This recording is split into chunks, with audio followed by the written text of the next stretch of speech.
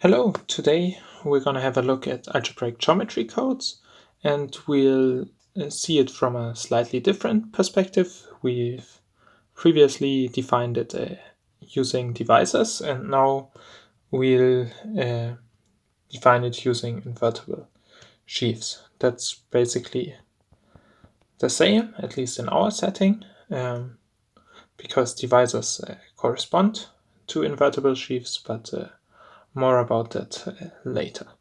So let's define what an invertible sheaf is at first.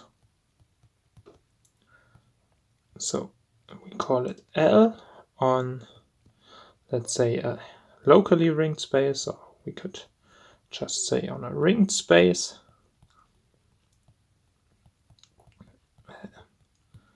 X OX is a sheaf, of course, on X, such that we have an open cover of X.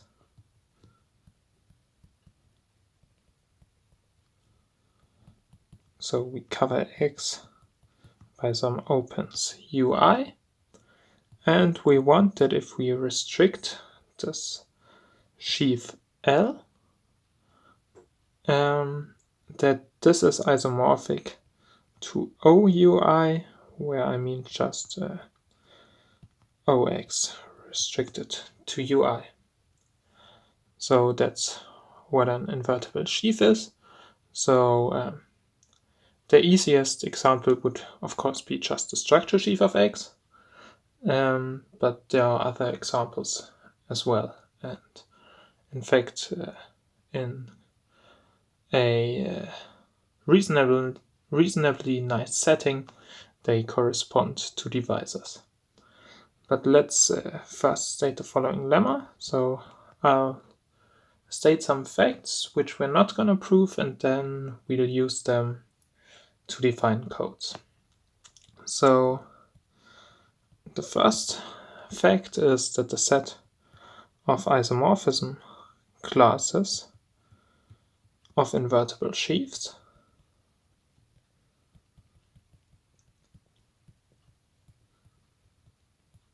on X, so let's say on a locally ringed space X,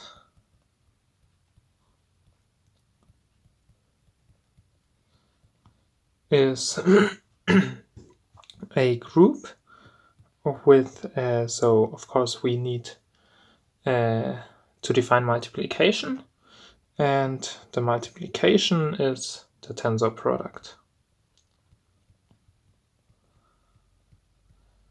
I'll spell it out immediately, but let me just write it down. So that's called the Picard group of X,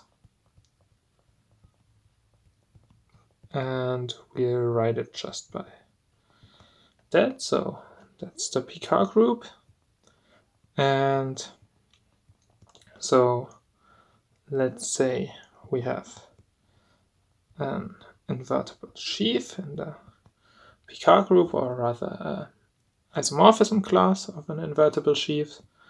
Then we can define it by defining a new sheaf, which is just the homomorphisms from L into the structure sheaf. So this means so L inverse is given by these homomorphisms, so that means L tensor product with L inverse is isomorphic to the structure sheaf. So that's the Picard group. And next thing we need is that for a reasonably nice variety, so let's say, or reasonably nice scheme, whatever way you want to think about it. So let's take a smooth variety over a field K, and now I claim that the Picard group is isomorphic to the divisor class group of X. So these are just the divisors, modulo the principal divisors on the right hand side. Okay, and let me give you this a little bit more explicit. So of course first what we have is that L of, so well, let's say we make some remarks. So for a divisor D, so in fact we don't have just this equivalence, so we can define an invertible sheaf L of D, and so now two remarks. So first is that L of D1 plus D2, so this is just the above theorem. It's isomorphic to L of D1 tensor product with L of D2, so it's a homomorphism, so we have certainly have that. And also what we have is that, so that's not from the theorem, that's from the construction of this L of D, which we haven't seen, namely L of D, and then we take the global sections. This is just the space L of D we've seen previously for our algebraic geometry codes, so that's just the elements in the function field of X, where so the divisor F and the divisor of F plus D is effective, and of course 0 also. So that's from the construction, which we haven't seen. Maybe I'll make another video someday, but I'm not sure. So about all these lemmas and theorems, so how to actually construct these invertible sheaves, and then a little bit more about Weil and Cartier divisors, but it's not strictly necessary here, so let's see. Okay, but now we can define algebraic geometry codes using invertible sheaves. So sometimes we also call invertible sheaves line bundles. That's the same, so I also might say line bundles. Using an invertible sheaf. Sheaf L, and let's say F Q rational points, so we have just some points on X, where X is a smooth variety over FQ.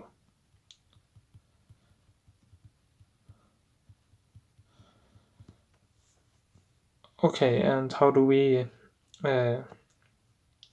define it? So let's see.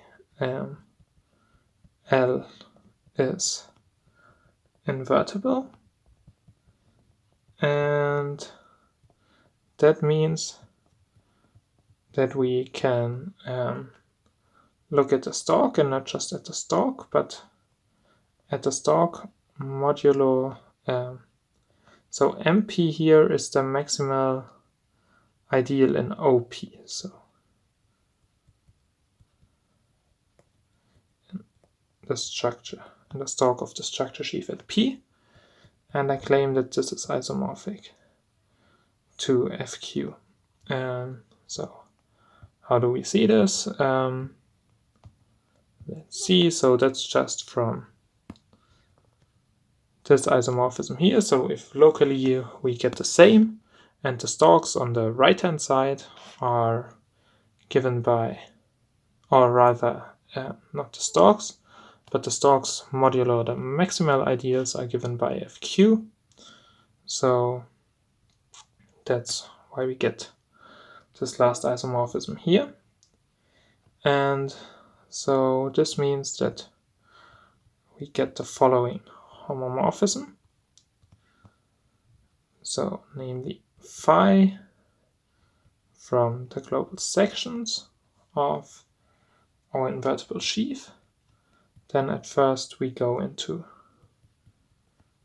the stalks, then we go into the stalks modulo these maximal submodules, which means LPI modulo MPI LPI, and well, this is now isomorphic to, oops, let's not write it as a direct sum, but just as FQ to the n.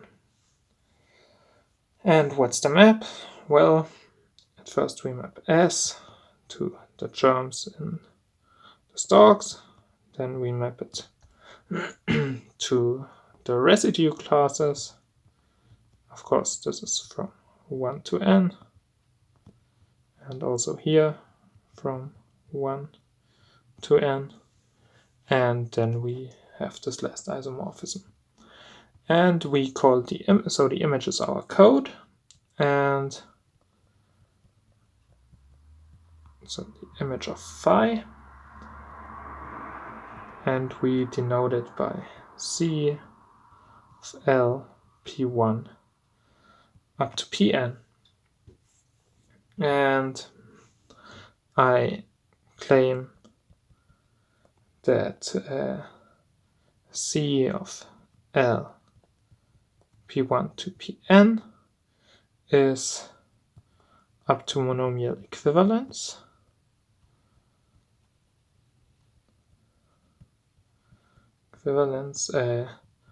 The same code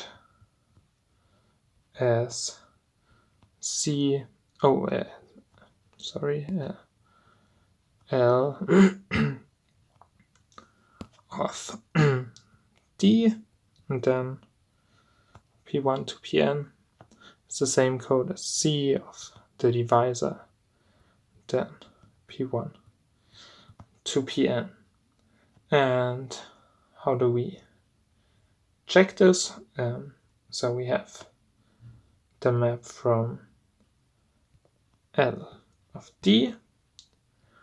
We have a map, so we just note that it's, so we need just so I could write FQ to the n here, but I'm not gonna write this because we just need this isomorphism for all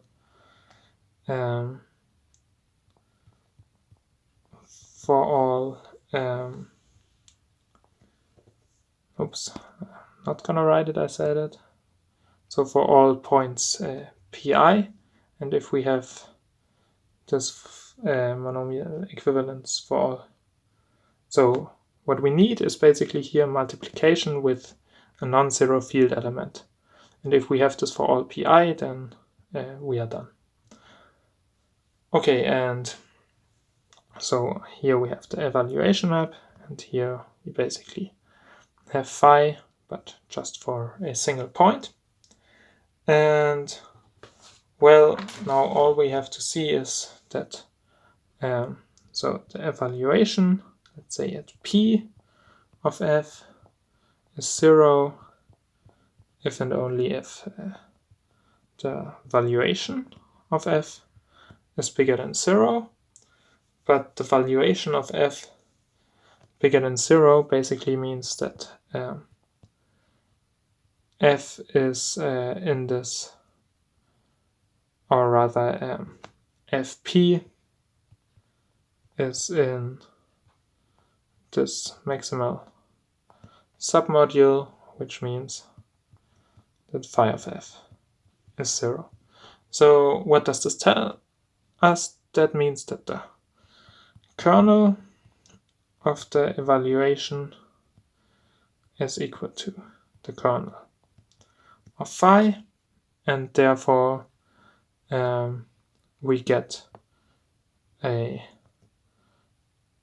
non-zero map here, and this non-zero map in fact has to be an isomorphism, and this isomorphism also has to be given by multiplication with a non-zero field element, and that means that we have a monomial equivalence. So this code, so we get the same code. So what this means now is that we have two different ways to look at the same thing, and that can be quite useful sometimes. Okay, thanks for watching. Have a good day. Bye.